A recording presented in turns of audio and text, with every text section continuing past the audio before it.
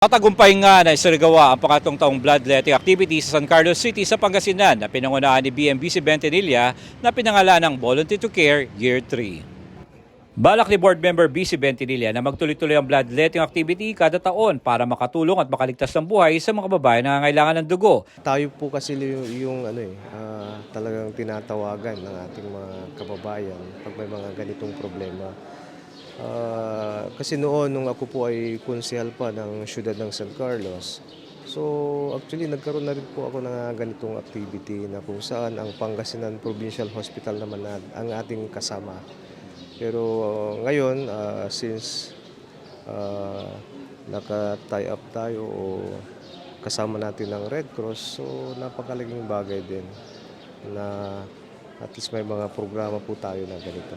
Aniya, napakalaking bagay ang bloodletting upang magkaroon ng pondo ng dugo ang Red Cross sa lungsod ng San Carlos at Dagupan dahil hindi sapat ang supply nito sa mga nasabing mga lungsod. May mga na-encounter tayo na kung saan, syempre gaya ng sinabi ni Chairman ng Red Cross na medyo kulang po yun, hindi sapat po ang yung pondo ng dugo sa Red Cross.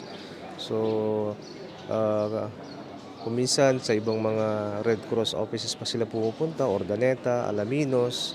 So at least malaking bagay po yung ginagawa natin ganito para at least magkakaroon po ng available dito po sa San Carlos at sa Dagupan.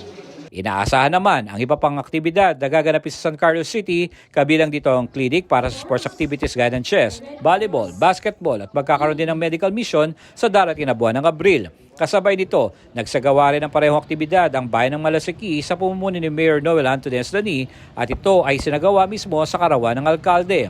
Ayon kay Mayor Aslani, ginagawa aktibidad quarterly o 4 na beses isang taon sa tulong ng Blood Council of Malasiki at ng PRC. Nagato lang na talagang ginoon sa birthday ngayong taon na to.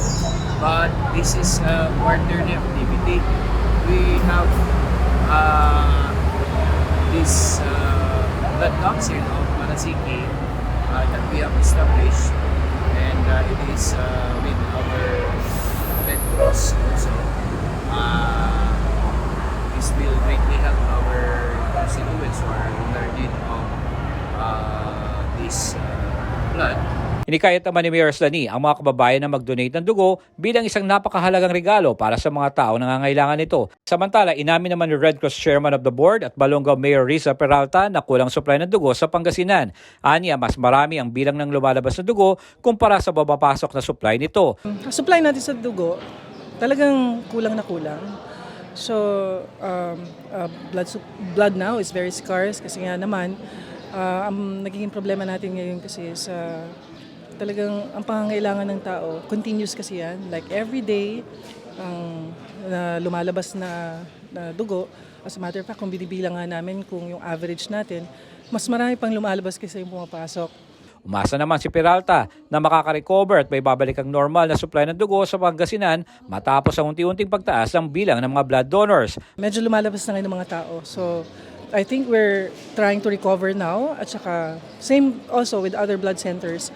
Nakikita natin kasi na medyo umaakyat na rin yung mga parang supply number ng mga donors plus yung supply na pumapasok. So we are hoping siguro, pero medyo matagal ang recovery, but hopefully in the next few months, baka makikita natin medyo ma-normalize na ng konti. Para kay Peralta, isa sa napakalaking nagawa sa buhay ng isang tao ay ang pagdodonate ng dugo sa nangangailangan nito kahit hindi kilala ang tinutulungan o sinasabing blind charity. Kaugnay nito, ang kapisanan ng mga broadcaster ng Pilipinas Pangasinan Chapter, kapartner ng RONMC at Ronda 1 ay may tao ng bloodletting activity na may temang broadcaster ka na, lifesaver ka pa. Nagaganapin sa CSI The City Mall, Dagupan City, mula alas 10 ng umaga hanggang alas 5 ng hapon sa darating na February 25, 2023. Naanyayahan ang lahat na makilahok sa aktibidad na ito na makatulong sa pagligtas ng buhay ng tao para sa Pilipinas kung mahal. J. Miguel Mendoza, SMNI News, North Luzon.